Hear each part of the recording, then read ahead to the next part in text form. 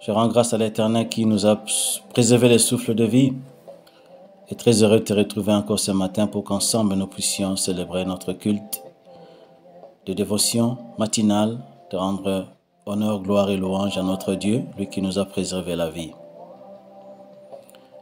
Seigneur, nous bénissons ton nom, te disons merci, toi qui as veillé sur nous, toi qui nous as sécurisés et bénis, protégés pendant toute la nuit. Nous sommes conscients que nombreux ne sont plus en vie, ou sont en vie mais ne sont plus, Père éternel, en état de pouvoir te rendre culte. Mais nous, c'est par ta grâce que tu nous préserves, Père des gloires, cette opportunité, cette grâce. Te confions ces cultes, Saint-Esprit de Dieu, sois notre guide, notre Seigneur, notre Maître, et veille afin que nous puissions vraiment célébrer un culte qui soit agréable, un parfum de bonne odeur, à l'honneur de notre Roi, notre Père, notre Seigneur, notre Dieu, Jésus-Christ de Nazareth. Amen. Bien-aimé, je suis très heureux, sois béni de toutes sortes de bénédictions de Père Abraham. Avant-hier, le mardi, le Seigneur nous avait parlé, à titre de court rappel, l'Esprit du Seigneur nous avait parlé de armes spirituelles, ou de combattre, nous avait rappelé, notre autorité, nous avait rappelé le pouvoir qu'il a mis en nous, l'autorité, le pouvoir, afin que nous puissions ne plus être trompés ou être inconscients de ce que nous sommes, de tous les pouvoirs, les capacités, la force, la puissance que Dieu a mis en nous. Et hier, mercredi, le Seigneur nous a rappelé, c'était juste une introduction, qu'il nous a doté des armes spirituelles, des armes défensives et des armes offensives. C'est-à-dire nous sommes calés sur tout le plan. Que ce soit pour nous protéger, Dieu a pensé à nous comme un soldat, il nous a donné des armes, et aussi comme c'est ceux qui doivent attaquer l'ennemi, parce que nous avons reçu le pouvoir, comme le Seigneur nous l'avait rappelé le mardi, que le diable n'a que la capacité de nous mordre le talon, mais jamais de nous écraser ou d'écraser la tête. C'est nous, je le répète, c'est nous, enfants de Dieu.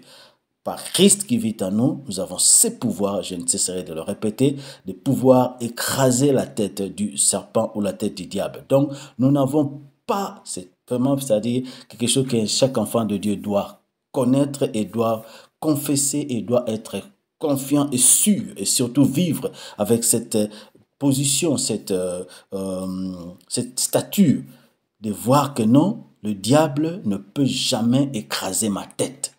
Il peut introduire, je ne sais, la maladie, des problèmes, tout ce qu'il peut faire. Je peux avoir tout ce que nous avons vu. Le malheur peut atteindre un enfant de Dieu, injuste, mais l'Éternel l'en délivre toujours. Tout ce qui peut arriver n'est que morsure. Mais en réalité, c'est moi, c'est nous, enfants de Dieu, qui avons le pouvoir, qui avons l'autorité, qui avons toute la puissance de pouvoir écraser la tête des serpents. Donc, c'est une interdiction formelle, comme nous l'avions hier, pour un enfant de Dieu. Donc, c'est très défendu à un enfant de Dieu de pouvoir avoir peur ou de craindre le diable. Non. C'est à nous de le dominer. Donc, c'est interdit. Ne craignez plus, n'ayez plus jamais peur de l'ennemi. Il a été vaincu et il a été dépouillé par l'Éternel. Il est à jamais sous nos pieds pour l'écraser. Voilà. En tant que soldat, s'il faut combattre, le soldat n'a pas seulement des armes pour attaquer, a aussi des armes pour se protéger. Voilà pourquoi le Seigneur nous a donné, pour nous protéger en tant qu'enfants de Dieu spirituellement parlant, nous avons les armes défensives pour nous défendre contre le ruse des très enflammés du diable, et aussi des armes offensives pour l'attaquer l'ennemi pour en fait écraser sa tête.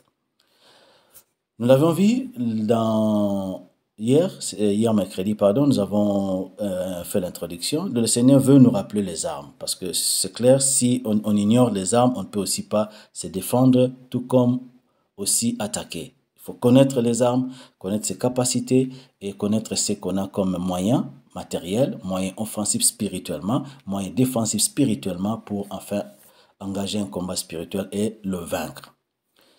Les armes spirituelles des chrétiens ou les armes de Dieu, nous en avons les défensives, c'est dans le livre de Ephésiens 6, le verset 11, il y a d'ici là presque beaucoup d'enfants de Dieu, ou bien beaucoup, lisent que jusqu'au point 17. Hier, j'avais aussi dit 17, mais c'est à rectifier, c'est jusqu'à 18. Parce qu'il y a une arme qui n'est pas beaucoup trop citée, mais c'est très important. C'est d'ailleurs pour moi l'arme la plus principale, qui est au verset 18, la prière.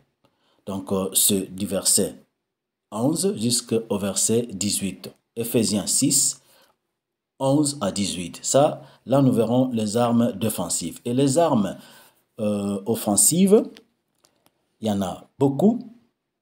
Au moins 7, nous avons énuméré hier. Là, il y a beaucoup de versets, c'est dans des versets différents. Aujourd'hui, le Seigneur nous parle, ou nous parlera, nous allons parler des armes défensives. Ce que nous avons pour nous défendre. Après, les audios qui vont suivre, on aura la possibilité d'énumérer ou de pouvoir prendre connaissance de chacune des armes, afin que nous ne soyons plus ignorants. Nous sommes soldats, nous devons savoir qu'est-ce que nous avons de la part du Seigneur comme arme pour nous protéger, et qu'est-ce que nous avons aussi de la part du Seigneur, spirituellement parlant, comme arme pour attaquer l'ennemi. Donc nous allons commencer par les armes défensives, les connaître, parce que ça c'est beaucoup plus connu, c'est pour ça que l'Esprit de Dieu m'a convaincu de pouvoir commencer par là. Les armes qui sont presque connues, que je pense que chaque enfant a déjà entendu parler des armes spirituelles des chrétiens, les armes de Dieu.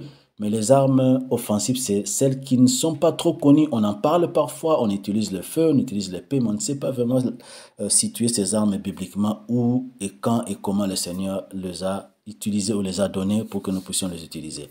Donc, nous allons un peu rapidement, toujours à cause du temps. Nous allons parler aujourd'hui de armes défensives commencées. Pas toutes, nous allons juste voir une arme, et avec les audios qui vont suivre après, Dieu voulant, nous aurons peut-être un audio pour une ou deux armes, un audio pour une ou deux armes, ça dépendra. Donc nous allons aller mollo selon le Saint-Esprit pour pouvoir énumérer toutes les armes et pouvoir en être conscient.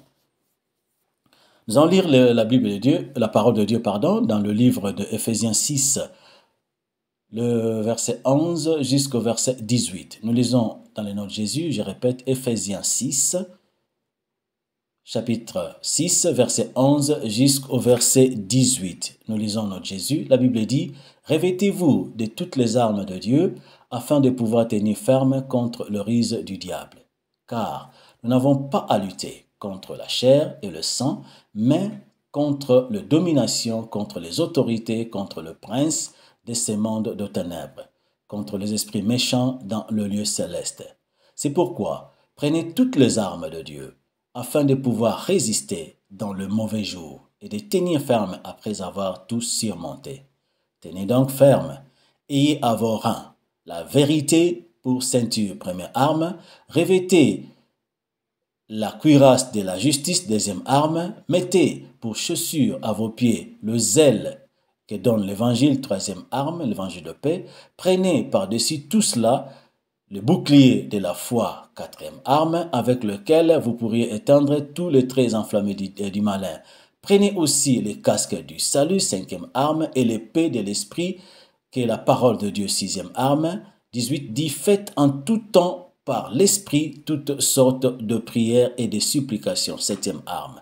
Veillez à cela avec une entière persévérance et priez pour tous les saints. Donc, nous allons prier pour tous les saints. Donc, nous avons vu, il y a 7 armes qu'on peut appeler les armes défensives de Dieu. Aujourd'hui, nous allons parler, nous n'allons pas suivre l'ordre comme c'est écrit dans la Bible, mais nous allons suivre l'ordre selon la posture de soldat. Donc, quand on voit quelqu'un, on commence par la tête jusqu'au pied. Nous commençons par la tête. Donc, nous parlons aujourd'hui de ce dont on appelle le casque du salut.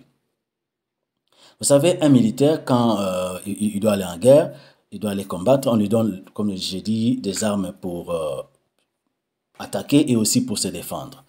Quand un soldat est habillé, armes défensives, il a tout ce qu'il faut, il a sa tenue de militaire, il a tout la ceinture, il a le gilet, il a toutes choses. Mais sur la tête, on ne manque pas, il doit obligatoirement porter un casque. Et ces casques-là, c'est en métal pour défendre sa tête. Pourquoi la tête? Donc, car la tête, c'est très important. Le casque, ça se porte sur la tête. Et la tête, en principe, c'est les lieux où c'est l'organe, c'est la partie du corps qui nous permet d'identifier quelqu'un. D'identifier, si je dois voir un Jean, un Matthieu ou un Pierre, je ne dois pas regarder ses pieds. Je regarde sa tête pour savoir que ça c'est Pierre, ça c'est Jean. Donc c'est pareil aussi pour le salut. Quelqu'un qui est sauvé, quelqu'un qui a le salut, c'est vrai, c'est ce que l'apôtre Paul le dit, c'est par la tête. Quand on te voit, on voit ça c'est un enfant de Dieu. On voit par ta tête. Donc ça reflète l'image, ça reflète que celui-ci est sauvé. Donc on n'identifie pas par le pied, on identifie par la tête. Donc le casque et le salut se voient déjà par la tête. Et c'est là où le salut sert en tant qu'arme, nous le verrons, de pouvoir protéger la tête. La tête, c'est en principe un lieu où, sur le plan charnel, où le plus grand organe de notre corps qui se trouve dans la tête, c'est le cerveau. Et le cerveau, c'est le central scientifiquement parlant. Le cerveau, c'est l'organe central de coordination de tous les mouvements du corps, de toutes les actions. Donc, je vais dire par là, pour ceux qui, c'est pas vraiment notre thème, mais l'anatomie. Donc, le cerveau, tout ce qu'on peut faire dans en fait, tout mouvement du corps, si je dois marcher, si je dois dormir, si je dois, je ne sais pas, même si par exemple, si on veut se soulager, si le vessie est plein. Donc, tous les signaux de tout le mouvement du corps, le nerf, ça se signale au niveau de la tête. Même le cœur pour battre, tout vient de la tête. Donc, c'est un organe central pour toute coordination de toutes les actions du corps humain. Voilà pourquoi le cerveau, la tête est très important. On parle du cœur, mais la tête, le cerveau, c'est beaucoup encore plus important. Donc, c'est là où aussi spirituellement, naturellement, c'est là où c'est le central de toutes les pensées. Bonnes ou mauvaises, c'est par la tête. Ce n'est pas le cœur, mais c'est la tête qui germe. Donc, c'est une source ou une maternité de pensées bonnes ou mauvaises pour un être humain. Et c'est là exactement où le diable veut à tout prix prendre le pouvoir, prendre l'autorité. Et c'est s'il siège dans la tête. S'il est là, il va germer des pensées qui suivent. Alors si nous voyons quelqu'un qui n'est que bourré des sentiments ou des pensées mauvaises, suyées, qui ne pense que négativement, donc c'est son cerveau, c'est la tête qui est bourrée. C'est la tête qui est essuyée. Et c'est voilà, le diable veut à tout prix attaquer et dominer le cerveau, dominer la tête. Voilà pourquoi l'apôtre, ayant la révélation, il a accompli, et Dieu notre Dieu qui nous a donné le salut maintenant pour pouvoir nous protéger. Donc, pour toute pensée, bonne ou mauvaise, même s'il faut voler, s'il faut tuer, s'il faut, je ne sais pas, avoir que des soucis, des pensées négatives, ça se passe au niveau du cerveau, au niveau de la tête. Donc, c'est ta tête qui est attaquée. Et voilà, il faut maintenant, bibliquement, spirituellement, protéger la tête par le salut. Si on est sauvé, celui qui est sauvé, c'est, comme la Bible dit dans Galates, ce n'est plus la même personne. Donc, né de nouveau, toute chose est devenue nouvelle, toute ancienne chose est passée. On est maintenant, on a des fruits de l'esprit qui doivent maintenant germer dans notre vie. Donc, ce n'est plus une nouvelle, c'est en fait une nouvelle personne. Donc, le salut au niveau de la tête, ça se signale et ça se protège par le salut. Par le salut. Donc, prenons conscience, nous allons continuer dans l'audio de demain. Donc, le salut, c'est la tête. Et là, la tête est toujours le lieu où le diable veut à tout prix siéger et dominer. Pourquoi? Parce qu'il sait que s'il domine tes pensées, il domine toi en toi. Voilà pourquoi le salut doit être ce casque qui doit nous protéger contre toutes les ruses du malin. Le casque du salut. L'heure nous fait défaut, nous allons continuer demain. Donc nous avons vu aujourd'hui l'introduction sur la première arme qui est le casque du salut.